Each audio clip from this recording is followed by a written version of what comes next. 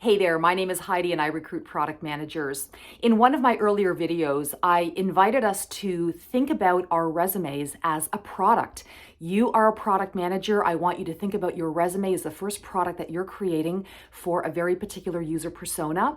And step one is to understand and have empathy for that user persona, which we talked about being a CEO or founder, maybe a VP of product or a chief product officer, or then a recruiter, whether they work internally for a tech company who you want to work for, or a third-party partner, a third-party recruiter like myself and our firm who specialize in product management. The next thing I want us to think about is the resume itself. And I want us to think about the fact that let's not get hung up on templates. So many times we think, okay, the fastest way to get to an output is to just select a template that really resonates with us and start filling it in, and bada bing, bada boom, we've got a resume. Is that how you would design or launch a software product as a product manager? Would you think first to the visuals of the product? Probably not. So why would we do that with a resume? Because most resume templates that are available either for free or just through purchase have not necessarily been designed specifically for a product person. All right? They're generalist templates. They're hoping to sell that template or get that template downloaded by any number of employees. But you as a product person, there is a higher standard for your resume.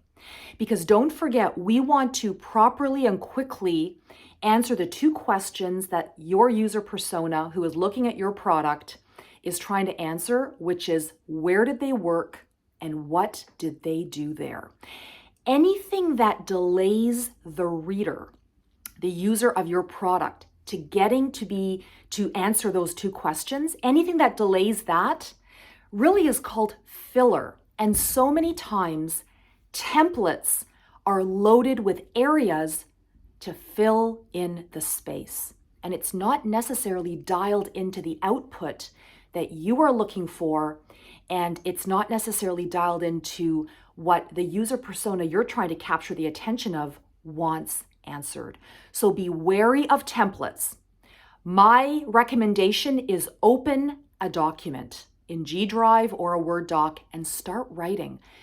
Get your product story in words on paper and worry about the template and the visual after. We'll talk about that in an upcoming video, but let's reimagine our resumes.